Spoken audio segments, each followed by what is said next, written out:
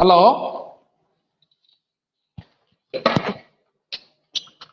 ఏం ఎవరు respond కలదే?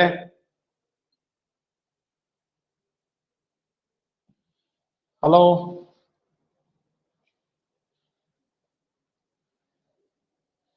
Hello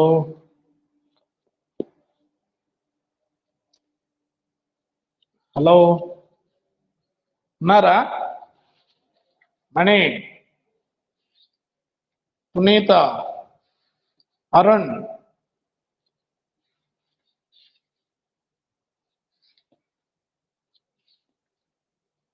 ఏమియా ఎంచే పరుస్తుంటే మొదలే నాకు అరిసరి నోరు పోయింటే. హలో వాయిస్ వినపడ్డం లేదా? వినపడతాను సార్. ఏమ్మా రెస్పాండ్ అవ్వకుండా?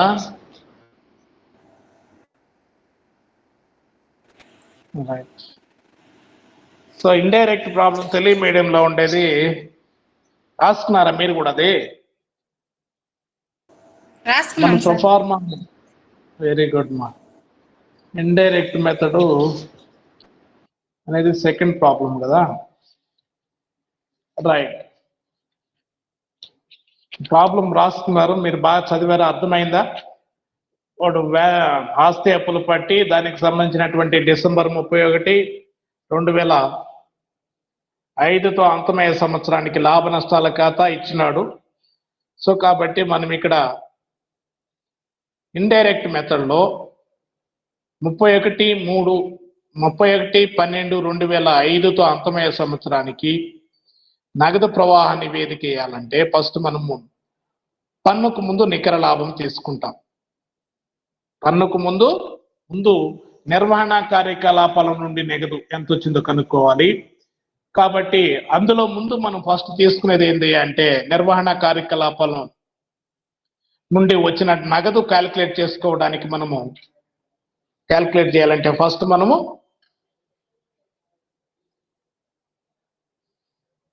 పన్నుకు ముందు నికర లాభం ఎంత ఉందో చూడండి. కాబట్టి నికర లాభం ఇచ్చున్నాడు. లెక్క సాయి చూడండి. అరుణ్, మా పునీత, మణి, రైట్. నికర లాభం ఎంత ఉంది మా లాభ నష్టాల ఖాతాలో? ఎంత ఉంది?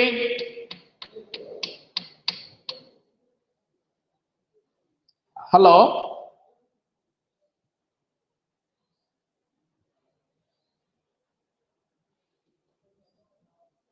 ఎంత ఉంది చెప్పాలి మీరు. 4000 ఉంది పన్ను నికర లాభం, పన్నుకు ముందు పన్ను తర్వాత. కాబట్టి దానికి పన్నులు యాడ్ చేసుకుంటే వచ్చేటువంటిదే పన్నుకు ముందు నికర లాభం. కాబట్టి ఎంత అవుతుంది అంటే 8000 అవుతుంది. కాబట్టి రాసుకోండి. మొదట మీరు 31/12/2005తో అంతమయ్యే సంవత్సరానికి నగదు ప్రవాహ నివేదిక హెడ్డింగ్ పెట్టి వివరాలు రూపాయలకి ఇన్నర్ లోయర్ కాలమ్స్ వచ్చాయి, ఇన్నర్ కాలం అవుటర్ కాలం వచ్చేట్టుగా 2 కాలమ్స్ తీసుకొని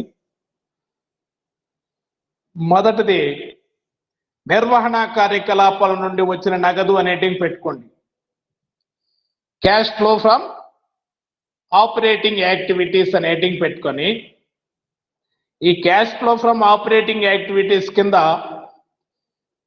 పన్నుకు ముందు నికర లాభం, నెట్ ప్రాఫిట్ బిఫోర్ ట్యాక్స్ లేదా బిఫోర్ ఇన్కమ్ ట్యాక్స్. ఏమ్మా రాసుకుంటారా? హలో రాసుకుంటాం సార్. రాసుకోండి. మణి, అరుణ్, ఏమి లేవు రెస్పాండ్ గలదే? సంతోష్, కల్పన, పూర్ణిమ, గోవిందరాజులు, రాజుదోరై, జ్యోతి,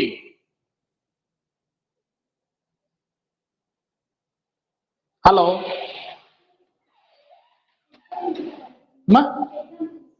ఆ లాస్ట్ లో వెళ్ళు రూమ్. హలో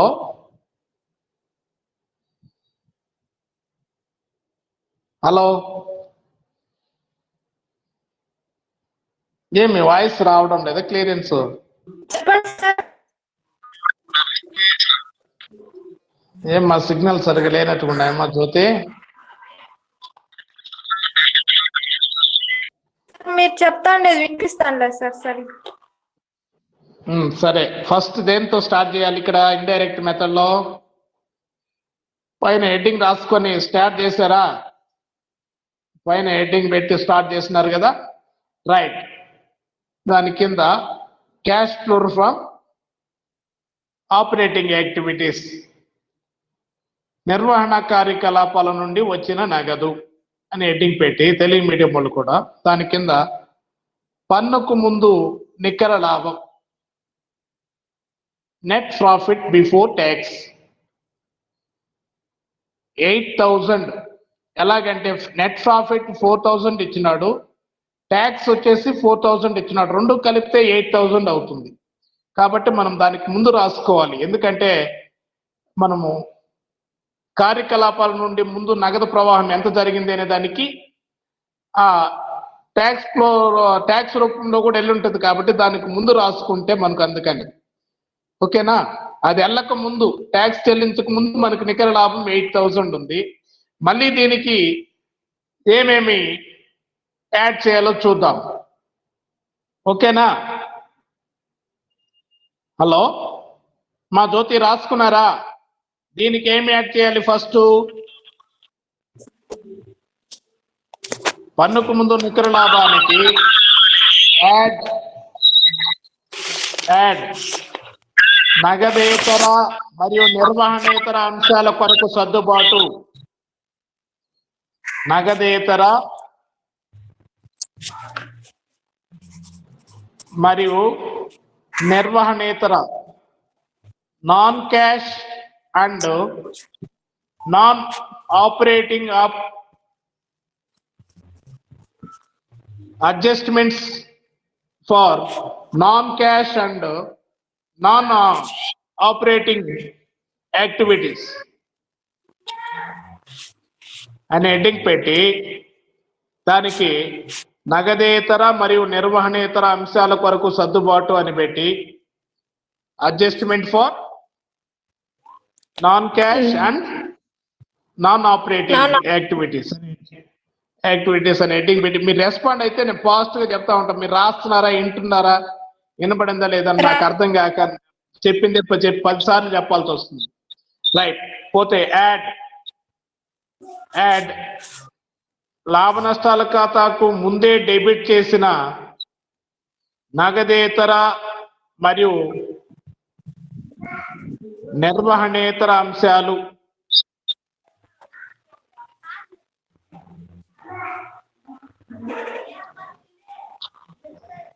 లాభ నష్టాల ఖాతాకు ముందే డెబిట్ చేసిన నగదేతర మరియు నిర్వహణేతర అంశాలు.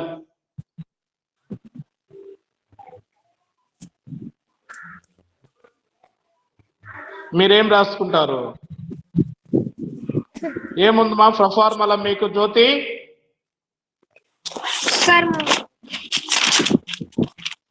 ఇండైరెక్ట్ మెథడ్ లో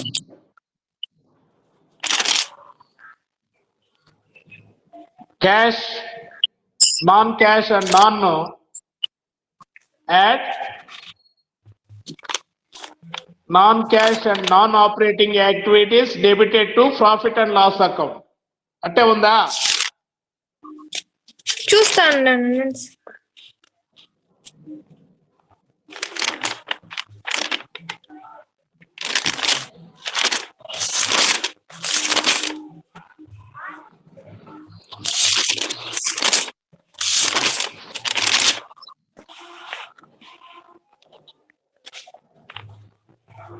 Net profit as per profit and loss account, difference between closing balance and opening balance of profit and loss account అని సార్. అది కాదమ్మా, యాడ్ చేయాల్సినటువంటి అంశాలు. యాడ్ అని పెట్టేసి transfer to reserve proposed dividend for current year అట్లా ఇచ్చినారు sir. అవి కూడా యాడ్ చేసుకోవచ్చు. ఫస్ట్ మెయిన్ హెడ్డింగ్ దాని కింద ఏమేమి చెప్పలేదా సార్? మీరు రాసుకోండి, no problem. Non cash and non operating activities add అని పెట్టి add non cash and non operating activities debited to profit and loss account. ఏ అయితే డెబిట్ చేసి ఉంటామో అవన్నీ యాడ్ చేసుకోవాలి. అదే కదా మనం ఇండైరెక్ట్ మెథడ్ లో చెప్పింది. అలాగే క్రెడిట్ చేసినటువంటి ఈ non cash non operating activities ఏదైతే ప్రాఫిట్ అండ్ లాస్ అకౌంట్ కి క్రెడిట్ చేసి ఉంటామో అవన్నీ లెస్ చేయాలి. అలాగే కరెంట్ అసెట్స్ లో తగ్గుదల ఉంటే యాడ్ చేయాలి. కరెంట్ లైబిలిటీస్ లో పెరుగుదల ఉంటే యాడ్ చేయాలి. ఇదే కదా మనం నమూనా ఇండైరెక్ట్ మెథడ్ చెప్పింది, అదేనా? Yes, sir. సో కాబట్టి అదే దాని sir. కింద రాసుకో, రైట్. కాబట్టి యాడ్ లాభ నష్టాల ఖాతాకు ముందే డెబిట్ చేసిన ఛార్జింగ్ కూడా అయిపోవచ్చేసింది సెల్లో తొందరగా. నగదేతర మరియు నిర్వహణేతర అంశాలు అని పెట్టి దాని కింద హెడ్డింగ్ పెట్టి దాన్ని అండర్లైన్ చేసుకొని తరుగుదల Yes. 8,000 ఉంది చూడండి. తరుగుదల ఎంత ఉంది? 8,000 ఉంది. 8,000. దాన్ని యాడ్ చేసుకుంటే దానికి తర్వాత లెస్ లాభ నష్టాల ఖాతాకు క్రెడిట్ చేసిన నగదేతర మరియు నిర్వహణేతర అంశాలు మీరు లెస్ అని రాసుకొని non cash and non operating activities activities అని కాదు, incomes credited to profit and loss account, credited to profit and loss account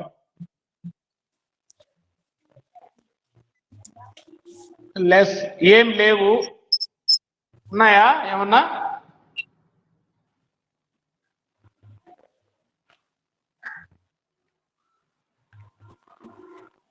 ఏం లేదు లేవు, అవి sir. డాష్ పెట్టుకొని సో అక్కడికి ఆ 16,000 ఉంటుంది. నెక్స్ట్ అప్పుడు మనం దానికి ఏమని నిర్వహణ మూలధనంలో మార్పులకు ముందు నిర్వహణ లాభం అనే హెడ్డింగ్ పెట్టాలి. దానికి నిర్వహణ మూలధనంలో మార్పులకు ముందు నిర్వహణ లాభంలో నిర్వహణ లాభం. కాబట్టి net profit before changes in working capital. So 5 minutes ఉండండి, దీనికి ఛార్జింగ్ పెట్టాలి. 5 minutes అలాగే ఉండండి, ఛార్జ్ తీసుకుని వస్తాను. ఆడి వరకు నీట్ గా అర్థమయ్యి చేసుకోండి. అర్థం కాకపోతే మళ్ళీ నేను వచ్చి చెప్తానమ్మా. 5 minutes చెప్పినట్టు వరకు క్లియర్ గా అర్థం చేసుకోండి. ఎంతమంది ఉన్నారు? 37కి 10 ఉండరా?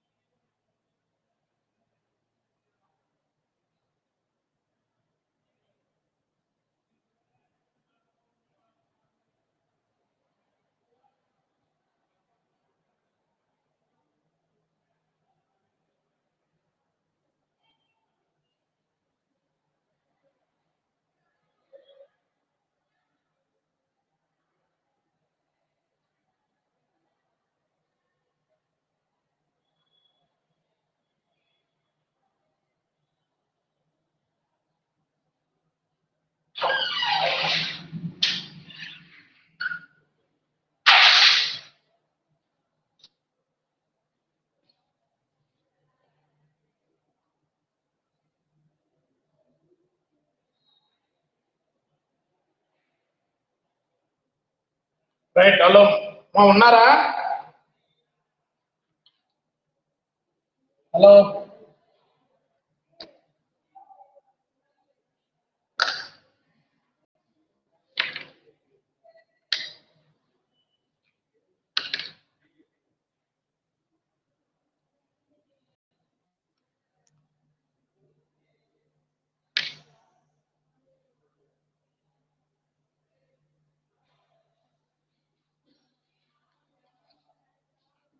హలో ఏమ్మా? చెప్పండి సార్. వెరీ గుడ్ మా. రైట్, అక్కడ దాకా అర్థమైందా క్లియర్ గా మీకు ఏమన్నా? Yes sir. పన్నుకు ముందు నికర లాభం తీసుకున్నాం. మిగతా వాళ్ళు కూడా చూడండి. పన్నుకు ముందు నికర లాభం మనకు అంటే 8,000 ఉంటుంది. మొత్తం నికర లాభం 4,000కి పన్నులు యాడ్ చేసుకుంటే 8,000. ఆ 8,000కి మనము లాభ నష్టాల ఖాతాకు డెబిట్ చేసినటువంటి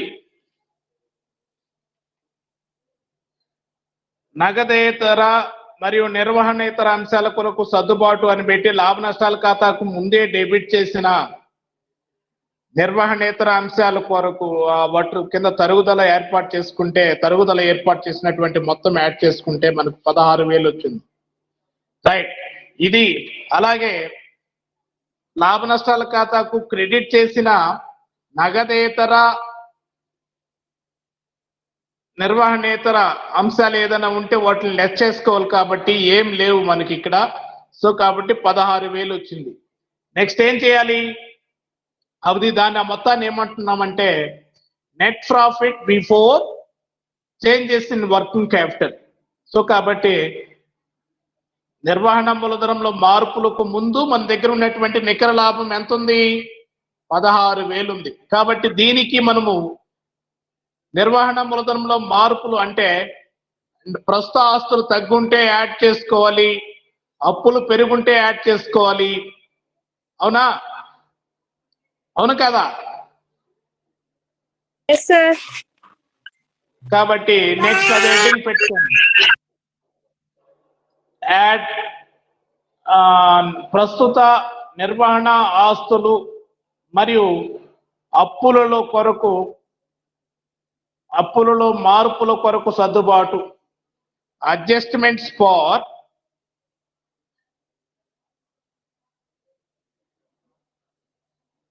current assets and current liabilities. ప్రస్తుత నిర్వహణ ఆస్తులు మరియు అప్పులలో మార్పుల కొరకు సర్దుబాటు అని పెట్టి దాని కింద చూడండి. ఇప్పుడు ఆస్తి అప్పుల పట్టీలో చూడండి, ప్రస్తుత ఆస్తుల్లో కానీ ఏమేమి తగ్గుదల ఉన్నాయి? తగ్గుదల ఏమున్నాయమ్మా ప్రస్తుత ఆస్తుల్లో? ఇన్వెంటరీ 25,000. యాడమా పెరిగింది కదా, అది మనం తగ్గుంటే కదా యాడ్ చేసుకోవాలి. ప్రస్తుత ఆస్తుల్లో తగ్గుంటే కదమ్మా మనం యాడ్ చేసుకోవాలి, పెరుగుంటే యాడ్ చేసుకోకూడదు, తగ్గుంటే కదా. అలాగే ప్రస్తుత అప్పుల్లో పెరుగుదల ఉంటే యాడ్ చేసుకోవాలి. చూడండి, ప్రస్తుత అప్పుల్లో పెరుగుదల ఉందా ఎక్కడన్నా?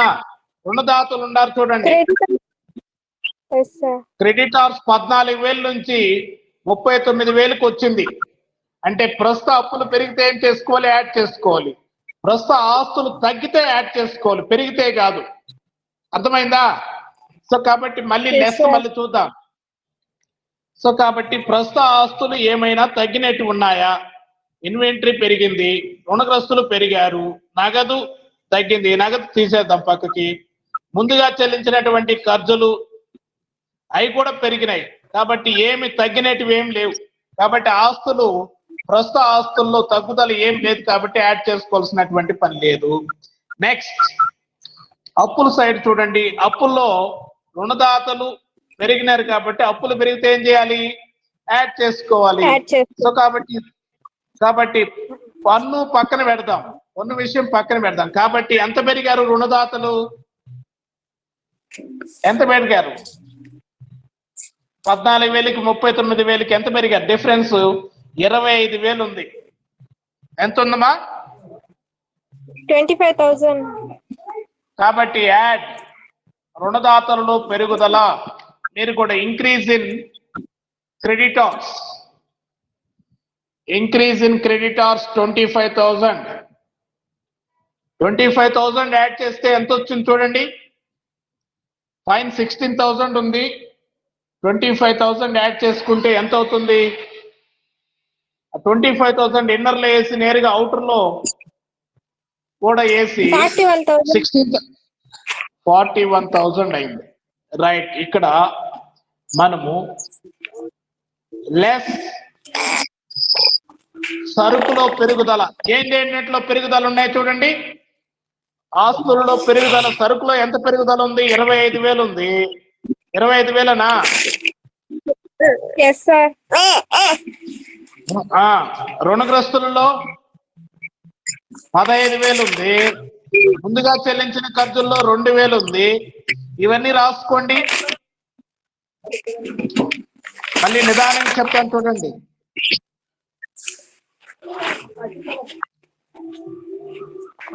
లెస్ తరుగుదో పెరుగుదల 25,000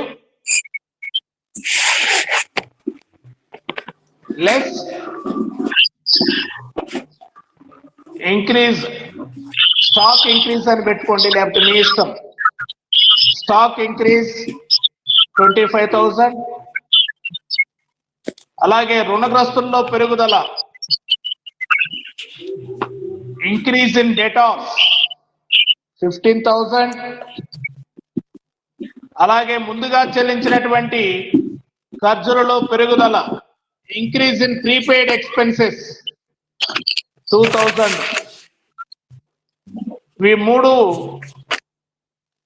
ఎంత వస్తాయి టోటల్ చేసి గీత కొట్టి నేరుగా అవుటర్ కాలంకి ఎదురుగా సమానం కొట్టి అవుటర్ లో ఏంటి ఎంత అవుతాయి? 42,000 అవుతుంది సార్. వెరీ గుడ్ మా, వెరీ గుడ్. 42,000. సో కాబట్టి మనకు ఇది మైనస్ లో కాబట్టి బ్రాకెట్ లో పెట్టుకుంటారు, మీ ఇష్టము. రైట్. పైన ఎంత వచ్చింది? -41 ఉంది. 41,000 లో -42 తీసేస్తే ఇంకా ఎంత ఉంటుంది? -1,000 ఉంటుంది. -1,000. దట్ ఈస్ పన్నుకు ముందు నిర్వహణ కార్యకలాపాలలో వినియోగించిన నగదు. పన్నుకు ముందు నిర్వహణ కార్యకలాపాల్లో వినియోగించిన నగదు. క్యాష్ యూజ్డ్ ఇన్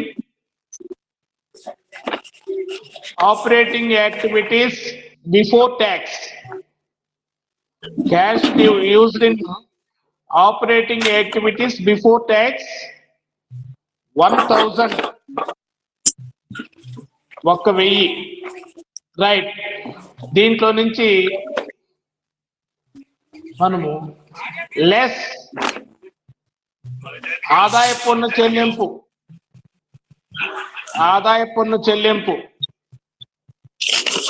ఆదాయ పన్ను చెల్లింపు ఎలాగంటే దీనికి ఆదాయ పన్ను చెల్లింపు ఖాతా తీసుకోవాలి. నేను మళ్ళీ చెప్తాను, ఎందుకంటే మనకి ఇక్కడ ప్రారంభంలో ఆదాయ పన్ను ఎంత ఉంది? ప్రారంభంలో ఆదాయ పన్ను చెల్లింపు ఎంత ఉందమ్మా? 1,000 రూపాయలు.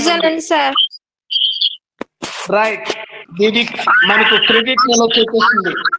అలాగే మనకి ఇక్కడ పన్నులు చెల్లించినట్టు ఎంత చూపిస్తుంది? 4,000 ఉంది. రైట్. మళ్ళీ ముగింపుకు వచ్చేసరికి ఎంత ఉంది? 3,000 ఉంది.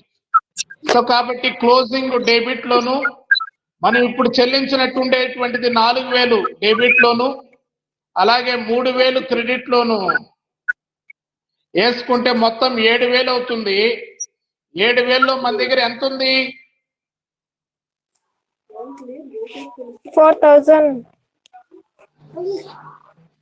4,000 చెల్లించినట్టు. ఓపెనింగ్ లో 1,000 ఉంది. సో కాబట్టి బై బ్యాలెన్స్ బ్రాట్ డౌన్ ఎంత? 3,000. బై బ్యాలెన్స్ బ్రాట్ డౌన్ 1,000 ఉంది. బై బ్యాలెన్స్ బై తెచ్చిన నిల్వ 1000, మళ్ళీ నగదు చెల్లించినట్టు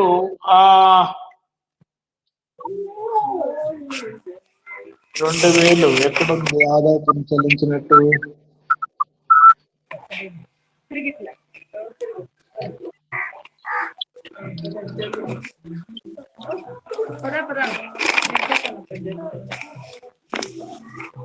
మనం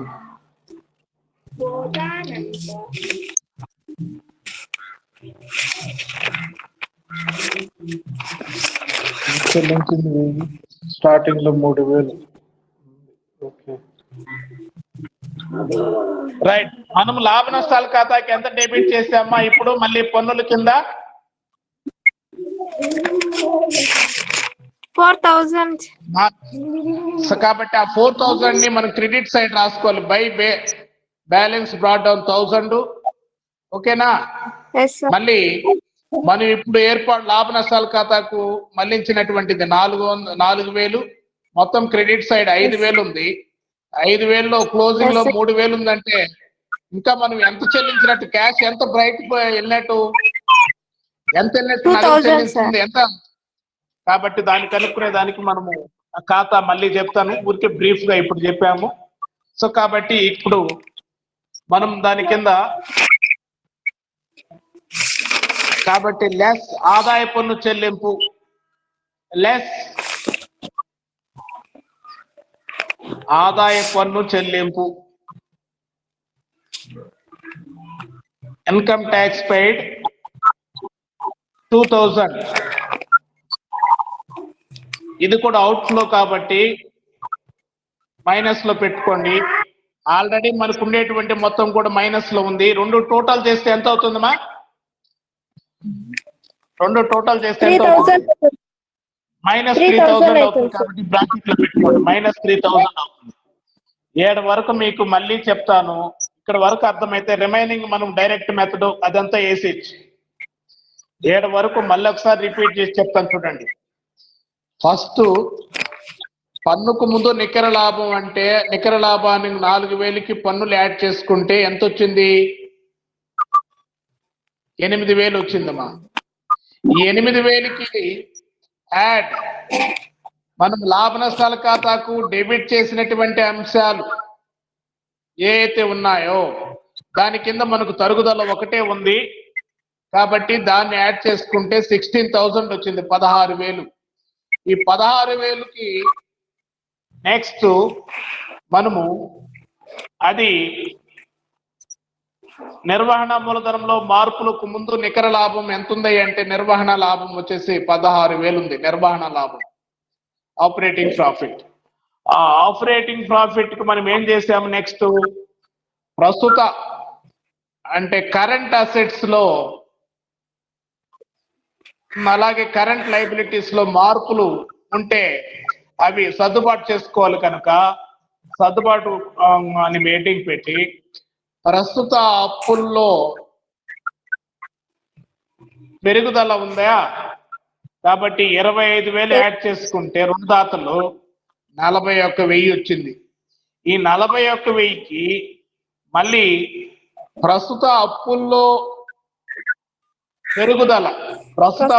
పెరుగుదల ఉండింది.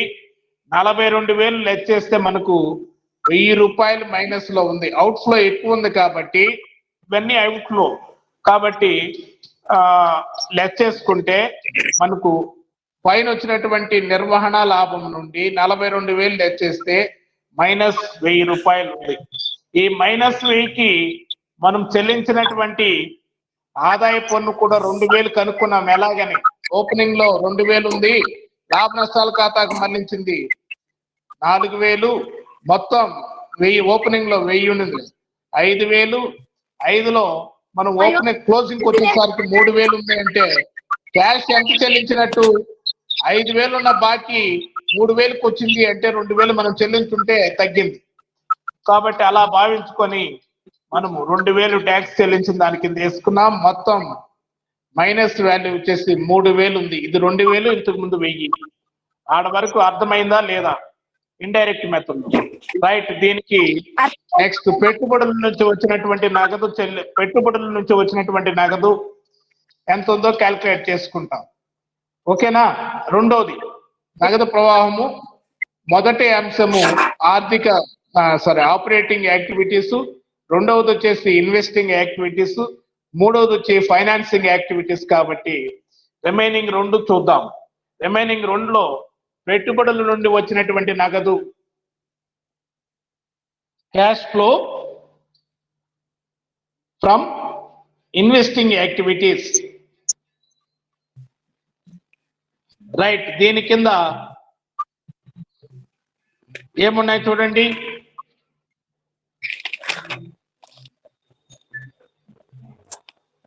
ప్లాంట్ యంత్రాలు పెరిగాయమ్మా? ప్లాంట్ యంత్రాలు పెరిగాయా? పెరిగినాయి సార్. ఎంత పెరిగినాయి?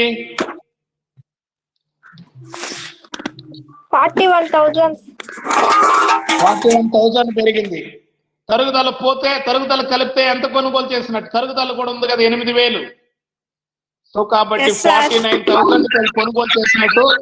మనం దీనికి సంబంధించినటువంటి అకౌంట్ వేస్తే ఇంకా క్లియర్ గా అర్థమవుతుంది. సో కాబట్టి మనకి ఇక్కడ వాళ్ళు ఏం పర్చేజ్ చేశారయ్యి అంటే 49,000కి ప్లాంట్ యంత్రాలు కొనుగోలు చేశారు కాబట్టి అవుట్ ఫ్లో, కాబట్టి మైనస్ లో వేసుకుందాం. ఓకేనా? కాబట్టి దాని కింద Yes, sir. ప్లాంట్ యంత్రాలు కొనుగోలు 49,000. అమ్మినట్టు ఏం లేవు అంటే పెట్టుబడి అంశంలో అమ్మినట్టు కానీ ఇక్కడ ఏం లేవు. ఏమన్నా ఉన్నాయా? లేదు సార్. హామీ ఉన్న రుణాలు పెరిగినాయి. రుణాలు అంటే అది ఫైనాన్షియల్ యాక్టివిటీస్ కిందకు వస్తుంది. ఫైనాన్షియల్ యాక్టివిటీ, అది రుణం తీసుకుంటే. రైట్, కాబట్టి ఇక్కడ ఏం లేదు, అదే అవుట్ ఫ్లో అవుతుంది. కాబట్టి పెట్టుబడులలో వినియోగించిన నికర నగదు 49,000. పెట్టుబడులలో ఉపయోగించిన నికర నగదు. Right. Net cash used in investments. Net cash used in investments 49,000. ఇది కూడా అవుట్ ఫ్లోనే. రైట్, మైనస్ లో పెట్టుకోండి. పైన మైనస్ లో ఉంది 3,000. ఇది 49,000 minus. Right, next third one, ఆర్థిక కార్యకలాపాల నుండి వచ్చిన నగదు. Cash flow from financing activities. Right, ఇక్కడ మనకు చూడండి, అప్పు తీసుకున్నట్టు 40,000 వచ్చింది. హామీ ఉన్న రుణాలు అని 2007లో చెల్లించవలసినవి అని ఇచ్చినాడు 40,000. కాబట్టి ఇన్ఫ్లో. హామీ ఉన్న అప్పుల నుంచి స్వీకరించడం ద్వారా వచ్చిన మొత్తం 40,000. Secured amount received from secured loans. Amount received from secured loans 40,000. Amount received from secured loans 40,000. అలాగే మనము ఇక్కడ లాభ నివేదికలో చూడండి, లాభ నష్టాల ఖాతాలో డివిడెండ్ చెల్లించున్నాం. డివిడెండ్ అనేది ఫైనాన్సింగ్ యాక్టివిటీ 1,000 రూపీస్. అవునా? దీన్ని ఇది అవుట్ ఫ్లో కాబట్టి లెస్ చేసుకుంటే మనకు నెట్ అవుట్ ఫ్లో వచ్చేసి, నెట్ ఇన్ఫ్లో వచ్చేసి 39,000 వస్తుంది. ఎంత వస్తుందమ్మా? 39,000. అక్కడ ఇన్నర్ లో అడ్జస్ట్ చేసి అవుటర్ లో 39,000 వేసుకుంటే పైన మైనస్ లో ఎంత టోటల్ ఎంత ఉంది చూడండి. 3,000 మైనస్ లో ఉంది అవుట్ ఫ్లో, 49,000 మైనస్ లో ఉంది. మొత్తం రెండు కలిపి 52,000 మైనస్ లో. 52,000 మైనస్ 39,000 లెస్ చేస్తే 52 లో నుంచి 39 తీసేస్తే లెస్ ఇంకెంత ఉంది? 13,000. అయితే గీత కొట్టి కింద వేసుకున్నారా? 13,000. దట్ ఈస్ క్యాష్ నగదు మరియు నగదుకు సమానమైనటువంటి నగదుకు సమానాలలో నికర తగ్గుదల decrease in cash and cash equivalents. Cash and cash equivalent, decrease in cash and cash equivalent 13,000. దీనికి ఓపెనింగ్ లో ఉండేటువంటి క్యాష్ ఈక్వలెంట్స్ యాడ్ చేసుకోవాలి. క్యాష్ నగదు మరియు నగదుకు సమానాలు ప్రారంభంలో ఎంత ఉంది ఆస్తి అప్పుల పట్టీలో? 7,000 నగదు ప్రారంభంలో 20 కదమ్మా. yes sir. 2004 లో 20 ఉంది. 20 యాడ్ చేయండి. యాడ్ చేస్తే క్లోజింగ్ లో 7 వచ్చేస్తుంది. 13 మైనస్ 13 20లో 30 పోతే ఇంకెంత ఉంది మా క్లోజింగ్ లో? ముగింపు 7,000. మరియు నగదు రైట్, ముగింపులో నగదు మరియు నగదుకు సమానాలు 7,000. ముగింపులో నగదుకు సమానాలు 7,000. ఇది లెక్క. దీనికి లెక్క మీకు అర్థమైందో లేదో, దీనికి వర్కింగ్ నోట్ రాసుకోవాల్సింది చాలా ఉంది, రాసుకోండి. అంటే 2 పద్ధతుల్లో రాస్తాం, ఇంకేం లేదు. మన ఖాతా రూపంలో అయినా రాసుకోవచ్చు, మామూలు స్టేట్మెంట్ రూపంలో వర్కింగ్ నోట్ రాసుకోవచ్చు. 2 రాసి పెట్టుకుంటే మీకు ఇంకా క్లియర్ గా అర్థమవుతుంది. ఓకేనమ్మా? 2 వర్కింగ్ నోట్లు మనం ఇక్కడ రాయాల్సింది. 1 ఆదాయ పన్ను, 2 ప్లాంట్ యంత్రాలు. ఇప్పుడు లెక్క అర్థమైందా లేదు చూడండి. వర్కింగ్ నోట్ మళ్ళీ రాసుకుంటాము. మిగతా వాళ్ళు తెలుగు మీడియం వాళ్ళు ఎవరు రెస్పాండ్ కాలేదు. సంతోష్ ఉన్నాడు, రాజురాయ్, గణేష్ ఏ మీడియము,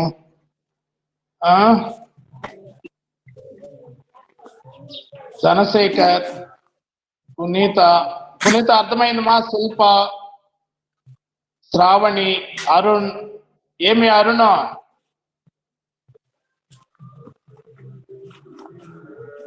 ఏమ్మా శ్రావణి?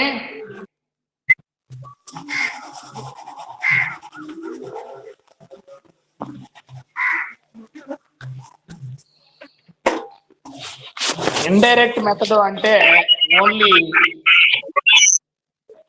మనము ఆపరేటింగ్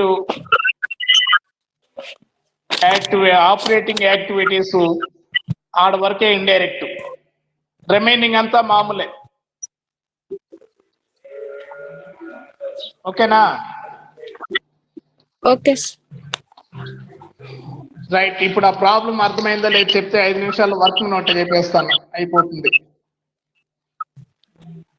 ఇంకేమన్నా నీ డౌట్ ఉంటే అడిగితే, నీకు ఎందుకంటే నాకైతే అర్థమైనట్టు అనిపిస్తుంది కానీ మీకు అర్థం కావాలి కదా, కాబట్టి ఎవరికైనా అర్థం కానట్లయితే అడిగితే నేను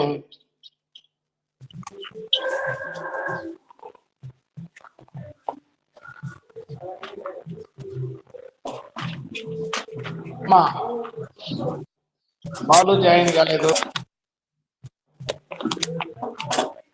మహేంద్ర ఎంత వీళ్ళంతా బిజినెస్ లో ఉన్నట్టుకుంటారు. రాజు తోరాయ్, పునీత అర్థమైందా? శ్రావణి వెరీ గుడ్ మణి, గణేష్ ఏం గణేష్?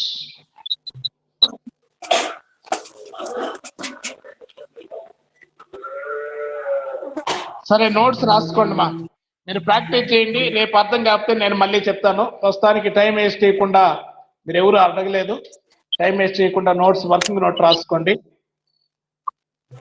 ఆల్టర్నేటివ్ మెథడ్ లో కూడా ఇవి కూడా వర్కింగ్ నోట్ కూడా 2 మెథడ్లో ఇస్తున్నాడు. Right, first working notes. ఆదాయ పన్ను చెల్లింపు లెక్కించుట, క్యాల్కులేషన్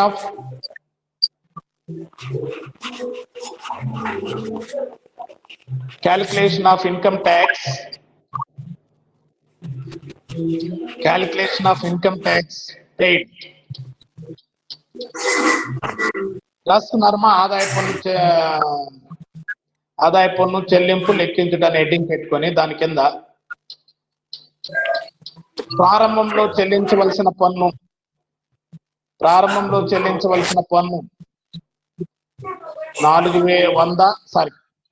రూపాయలు. 1000. ప్రారంభంలో చెల్లించవలసిన పన్ను 1000. యాడ్ సంవత్సరంలో పన్నుకు ఏర్పాటు 4000. సంవత్సరంలో పన్నుకు ఏర్పాటు provision for tax during the year. 4000. Total 5000. 5000 less ముగింపులో చెల్లించవలసిన పన్ను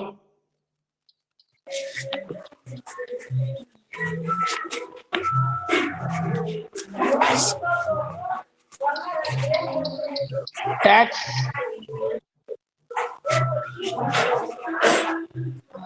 చెల్లించవలసింది కదా. ట్యాక్స్ బ్రాకెట్ లో క్లోజింగ్ అని పెట్టుకోండి. Tax closing tax to be paid in bracket లో tax to be paid bracket closing లో క్లోజింగ్ అని పెట్టుకోండి. 3000 రైట్. లేకపోతే ఒకటి సంవత్సరంలో చెల్లించిన పన్ను is equal to tax paid during the year is equal to 2000. Tax paid during the year is equal to 2000. దీన్ని మనం ఖాతా రూపంలో కూడా వేసుకోవచ్చు. ఎలా అనేది చెప్తాను. రైట్. వర్కింగ్ నోట్ 2 ప్లాంట్ యంత్రాల కొనుగోలు లెక్కింపు. ప్లాంట్ మరియు యంత్రాల కొనుగోలు లెక్కింపు. ప్లాంట్ మరియు యంత్రాల కొనుగోలు లెక్కింపు. ప్లాంట్ మరియు యంత్రాల కొనుగోలు లెక్కింపు అని హెడ్డింగ్ పెట్టి రైట్. ఫస్ట్ ప్రారంభంలో ప్లాంట్ యంత్రాలు ఎంత? ప్లాంట్ యంత్రాలు 50,000. ప్రారంభంలో ప్లాంట్ యంత్రాలు 50,000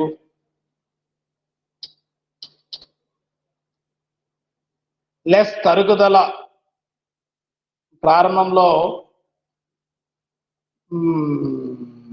plant and machineries in beginning 50,000 less depreciation తరుగుదల 8,000 పోతే ఇంకెంత ఉండాలి?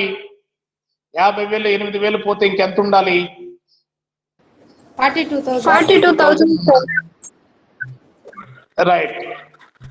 నెక్స్ట్ ముగింపులో ప్లాంట్ యంత్రాలు plant and machinery in closing 91,000. 42,000 ఉండాల్సిన 91,000కి వచ్చిందంటే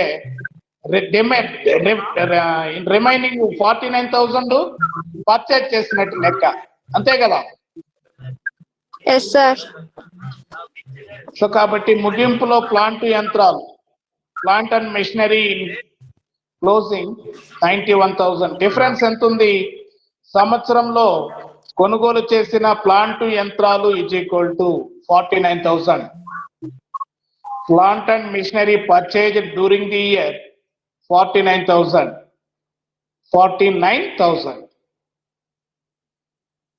రైట్. దీనికి ఈ వర్కింగ్ నోట్ ఆల్టర్నేటివ్ మెథడ్ అని ఇచ్చినాడు. అవసరమైతే రాసుకోండి. ఒక నిమిషం ఖాతాలు గీసుకోండి. చెల్లించవలసిన పన్ను ఖాతా ఆల్టర్నేటివ్ ప్రత్యామ్నాయం అని పెట్టి ఆల్టర్నేటివ్ ప్రత్యామ్నాయంగా ఆల్టర్నేటివ్ అని పెట్టి ఇక్కడ కూడా ఫస్ట్ వన్ చెల్లించవలసిన పన్ను ఖాతా అని హెడ్డింగ్ పెట్టండి. క్రెడిట్ సైడ్ బై తెచ్చిన నిల్వ by balance brought down 1000 rupees 1000 రూపాయలు. బై తెచ్చిన నిల్వ 1000 రూపాయలు. అలాగే బై లాభ నష్టాల ఖాతా ఈ సంవత్సరం మనము లాభ నష్టాల ఖాతాకు డెబిట్ చేసినటువంటిది 4000. బై లాభ నష్టాల ఖాతా by profit and loss account 4000. Total 5000. Credit side total చేయండి. క్రెడిట్ సైడ్ టోటల్ చేసిన తర్వాత డెబిట్ సైడ్ 2 తేల్చిన నిల్వ కింద ఒక లైన్ పైన వదిలేసి రిమైనింగ్ కింద రాసుకోండి, గ్యాప్ వదిలేండి పైన. 2 తేల్చిన నిల్వ 3000. డిఫరెన్స్ ఎంత ఉంది? డిఫరెన్స్ 5000కి 3000కి డిఫరెన్స్ ఎంత ఉంది? అది ఎలా కనుక్కుంటుందని డౌట్ రాకుండా మనం, కాబట్టి అందుకని లాస్ట్ లో రాసుకుంటాం దాన్ని. ఓకేనా? డౌట్ మీకు ఎవరికైనా డౌట్ వస్తుంది ఇది ఎలా 2000. సో కాబట్టి 2 నగదు పైన రాసుకోండి. పన్ను చెల్లింపు 2 క్యాష్.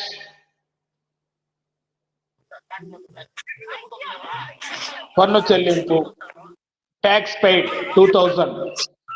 సో అక్కడ మనము ఆ మెథడ్ లైన్ వేసుకోవచ్చు, ఈ మెథడ్ లైన్ వేసుకోవచ్చు. నెక్స్ట్ ప్లాంట్ యంత్రాలు, plant and machinery account. Plant and machinery account, plant యంత్రాల ఖాతా. ఇది డెబిట్ నిల్వ చూపిస్తుంది ఓపెనింగ్ ఆసెట్ కాబట్టి. 2 బ్యాలెన్స్ బ్రాట్ డౌన్. 2 తెచ్చిన నిల్వ 50,000. 2 తెచ్చిన నిల్వ 50,000 బై తరుగుదల 8,000.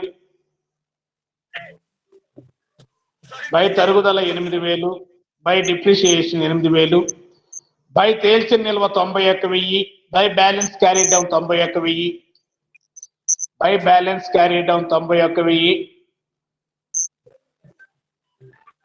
టోటల్ క్రెడిట్ సైడ్ టోటల్ చేస్తే 99,000.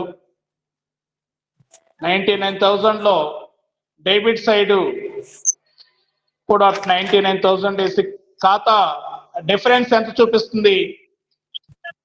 99,000కి 50,000.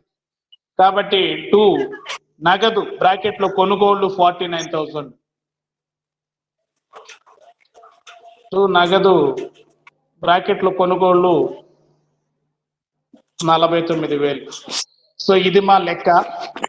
మీకు ఒకసారి ఎక్కడైనా డౌట్ ఉంటే అడగండి, మీరు ప్రాక్టీస్ చేయండి.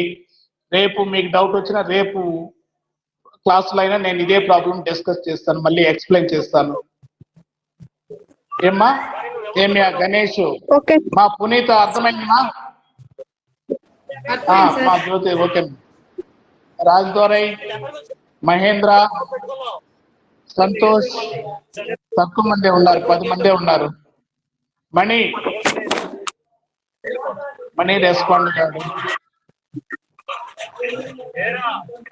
దేవుడు మా జ్యోతి టీవీ చూసేదా అమ్మా? సార్ వాళ్ళు పక్కింటి చూస్తున్నారు సార్. సౌండ్ తగ్గించుకోండి. Right, okay. ఇంకేం అర్థమైందా ప్రాబ్లము? అర్థమైంది సార్.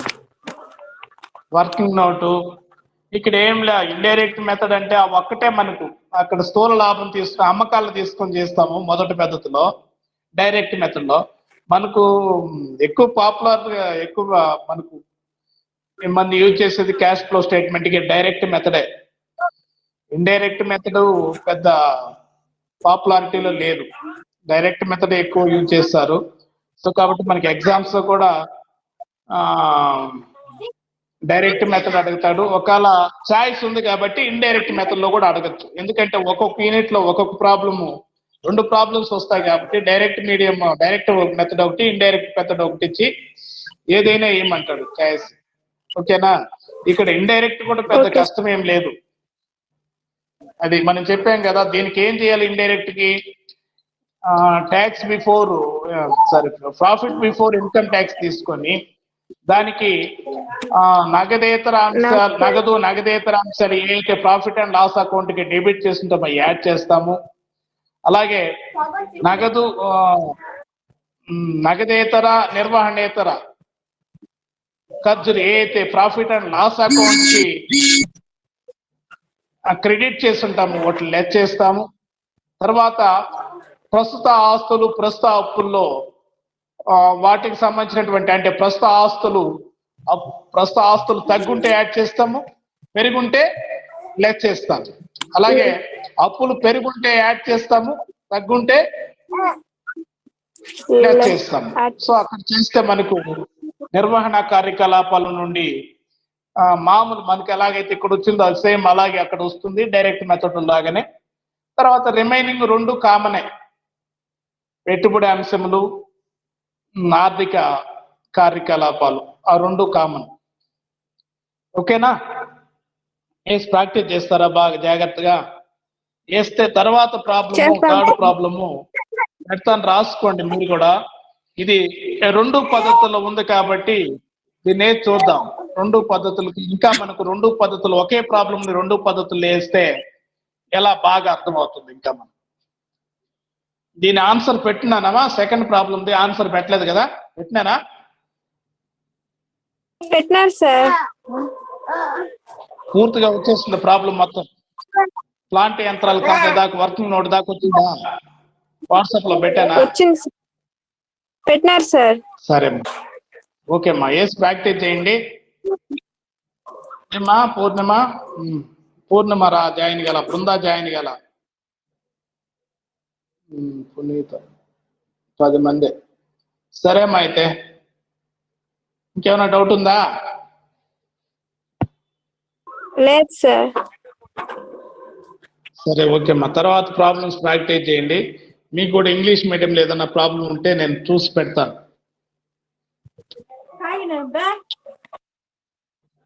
ఓకేనమ్మా? Okay sir.